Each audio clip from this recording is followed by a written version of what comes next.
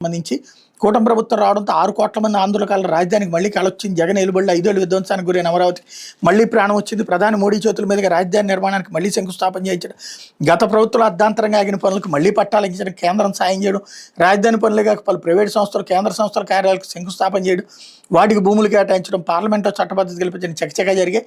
అయితే నవనగర నిర్మాణం ఆశించిన స్థాయిలో సాగడం లేదని అభిప్రాయాలు వినిపిస్తున్నాయన్నటువంటిది హైలైట్ చేశారు. ఇకపోతే ఆర్చ్ బిషప్ మల్లవరపు ప్రకాష్ ఇక లేరు.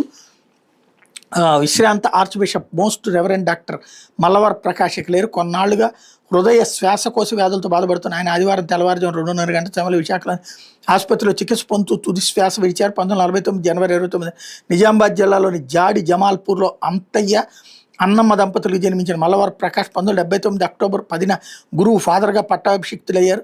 1988 జూలై 22న బిషప్గా బాధ్యతలు స్వీకరించారు. 98 నుంచి 2002 వరకు కడప బిషప్గా ఆధ్యాత్మిక సేవలు అందించారన్నటువంటి వార్తని హైలైట్ చేశారు. అయిపోతే కేఎన్ఆర్ బంధువులకు